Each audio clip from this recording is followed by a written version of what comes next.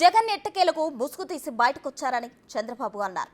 ప్రజల్లోకి వచ్చిన వ్యక్తి బస్సు దిగితే ప్రజా సమస్యలు తెలుస్తాయని సెటైర్లు వేశారు. వివేక హత్య వెనుక నిజాలు దాచిపెట్టడానికి ప్రయత్నిస్తున్నారని విమర్శించారు. అయితే ఇక్కడ ప్రజలకు నిజాలు తెలుసని అన్నారు. మీరు చెప్పండి, రైతన్నలారా మీ బాగున్నారా అని మిమ్మల్ని అడుగుతున్నా. మీకు సబ్సిడీలు వస్తున్నాయని మిమ్మల్ని అడుగుతున్నా. గిట్టుబాటు ధర లభిస్తా ఉన్నాయని మిమ్మల్ని అడుగుతున్నా. మీ పొలాలకు నీళ్లు వస్తున్నాయని మిమ్మల్ని అడుగుతున్నా. మహిళలు మీరు చెప్పండి, మీకు రక్షణ ఉందమ్మా అని మిమ్మల్ని అడుగుతున్నా. నిత్యావసర వస్తువులు అందుబాటులో ఉన్నాయా అని మిమ్మల్ని అడుగుతున్నా. యువత మీరు చెప్పండి, ఉద్యోగం వచ్చిందా తమ్ముళ్ళు అని మిమ్మల్ని అడుగుతున్నా. జాబ్ క్యాలెండర్ ఇచ్చాడా అని మిమ్మల్ని అడుగుతున్నా. మెగా డిఎస్సి పెట్టాడా అని మిమ్మల్ని అడుగుతున్నా. కార్మికులు కూలీలు మీరు చెప్పండి, మీకు ఉపాధి దొరుకుతా ఉందా? కడుపు నిండా తిండి తింటున్నారా అని మిమ్మల్ని అడుగుతున్నా.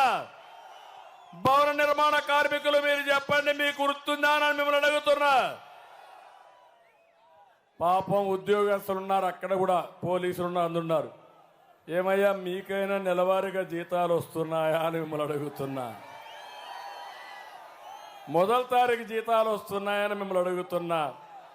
కడాన మీ ప్రావిడెంట్ ఫండ్ కట్టుకొని అందులో అయినా మీరు డబ్బులు తీసుకోవాలని తీసుకునే పరిస్థితిలో ఉన్నారా? గుండె మీద చేసుకోమని చెప్పమని మా ఉద్యోగస్తులందరినీ అడుగుతున్నా.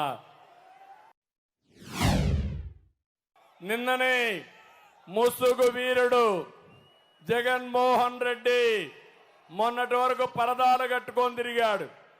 నిన్న మాత్రం బయటకు వచ్చాడు. బయటకు వచ్చి బుల్లెట్ ప్రూఫ్ బస్సులో వచ్చాడు. బస్సు దిగడం వల్ల మీరు బస్సు దిగితే ఏమీ కనపడదు. నా మారిగా రోడ్డు మీదకి రండి, ప్రజల్లోకి వెళ్ళండి, వాస్తవాలు తెలుస్తాయి. నేను అడిగిన పరిస్థితులకు సమాధానం చెప్తే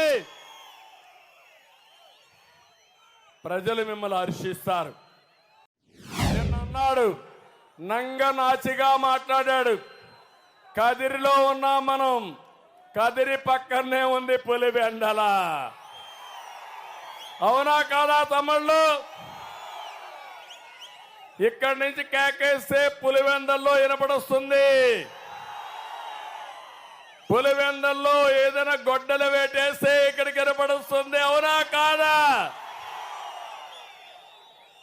ఆ గొడ్డళ్ళు కూడా ఇక్కడే తయారు చేశారని అప్పుడు వచ్చాయి. నిన్నంటాడు, నాకైతే అర్థం కావడం లేదు, కలియుగంలో నా మీద ఆరోపణలు చేస్తున్నారు, మా చిన్నాన్న చంపేశారు అని మళ్ళా మొదటికి వచ్చాడు డ్రామా రాయుడు కరకట్ట కమలహాసన్. ఇక్కడ అడుగుతున్నా, బాబాయిని చంపింది ఎవరు తమ్ముళ్ళు అని మిమ్మల్ని అడుగుతున్నా. ఎవరు చంపారు? ఎవరు చంపారు తెలుసు అని ఆవిడ చేలిపైకి ఎత్తండి.